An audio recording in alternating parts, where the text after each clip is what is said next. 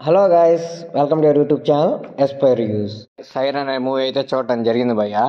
ఈ movie 2 hours 23 minutes run టైంతో Disney plus Hotstar అయితే స్ట్రీమ్ అవుతుంది. ఇది ఒక తమిళ్ డబ్బుడ్ మూవీ అనమాట. తమిళ్లో ఆల్రెడీ రిలీజ్ అయింది, కానీ ఈ రోజే ఓటీటీలో రిలీజ్ అయింది అనమాట, డిజ్నీ ప్లస్ హాట్స్టార్లో. ఇక మూవీ చూసాక ఒపీనియన్ చెప్పాలంటే మూవీ అయితే బాగుంది భయ్య, నాకైతే నచ్చింది. ఇది ఒక క్రైమ్ థ్రిల్లరే కానీ అంత థ్రిల్లింగ్ ఏ ఉండదు, కానీ వాళ్ళ యాక్టింగ్స్ చాలా బాగుంటాయి భయ్య. మెయిన్ జేఎం రవి గారి యాక్టింగ్, కీర్తి సురేష్ గారి యాక్టింగ్ చాలా బాగా చేశారు. అసలు జేఎం రవి గారు అయితే అసలు యాక్టింగ్ జీవించేశాడంటే, అంటే ఒక ఇన్నోసెంట్ క్యారెక్టర్ ఉండి ఇంకా హత్యలు చేస్తే ఎలా ఉంటుంది ఏందనేది ఆయన క్యారెక్టర్ అనమాట. ఆ క్యారెక్టర్ అయితే ఆయన చాలా బాగా చేశాడు అనమాట.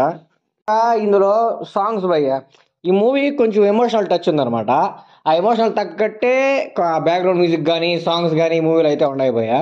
ఆ సాంగ్స్ కూడా ఒక తండ్రికి కూతురికి మధ్య వచ్చే ఒక చిన్న సాంగ్ ఉంటుంది. ఆ సాంగ్ విశ్వాస మూవీలో ఉన్నంత గొప్పగా ఉండకపోయినా సరే ఈ మూవీ తగ్గట్టు సాటిస్ఫాక్షన్ సాంగ్గా ఉంటుంది అనమాట. ఎందుకంటే పెద్ద థ్రిల్లరు అంత సినిమా ఏం కాదు, కానీ వాళ్ళ యాక్టింగ్స్ వల్ల అయితే సినిమా చాలా బాగుంది అనిపించింది. ఇంకా ఈ మూవీలో కీర్తి సురేష్ గారు కూడా ఒక పోలీస్ క్యారెక్టర్ అయితే యాక్ట్ చేశారు. ఆమె కూడా చాలా బాగా చేసింది. అంటే ఫ్రస్ట్రేట్ అయిపోయిన పోలీస్ క్యారెక్టర్ ఎలా యాక్ట్ చేయాలో ఈ మూవీలో అలా యాక్ట్ చేసింది అనమాట. అంటే ఈ మూవీలో ఆ క్యారెక్టర్ అదే కాబట్టి అలా యాక్ట్ చేసింది. యాక్టింగ్ చాలా బాగా అనిపించింది. మెయిన్గా ఏంటంటే నాకు విలన్స్కి కొంచెం హైప్ ఇచ్చి ఉంటే బాగుంది అనిపించింది.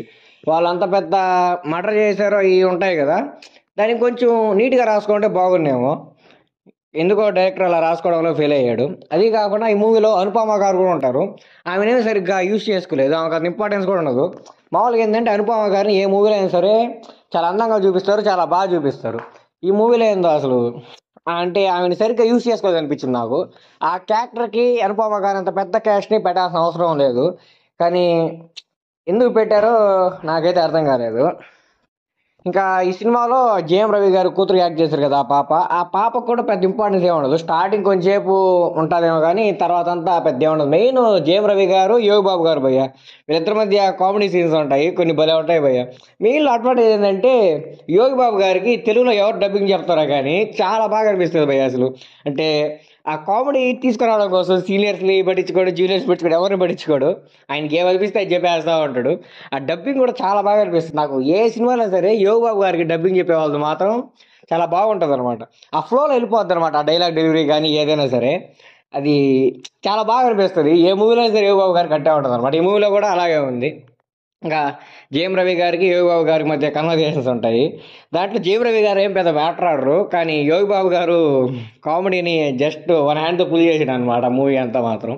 ఓకే, బాగానే ఉంది మూవీ. మరీ అంత గొప్ప మూవీ, అంత థ్రిల్లర్ అయ్యి నేను చెప్పను, కానీ ఓకే బాగుంది, చూడొచ్చు మూవీ అయితే మాత్రం. డిజిటల్ ప్లస్ హాట్స్టార్లో అయితే స్ట్రీమ్ అవుతుంది. ఇక్కడ చూడాలనుకున్న వాళ్ళైతే చూడొచ్చు.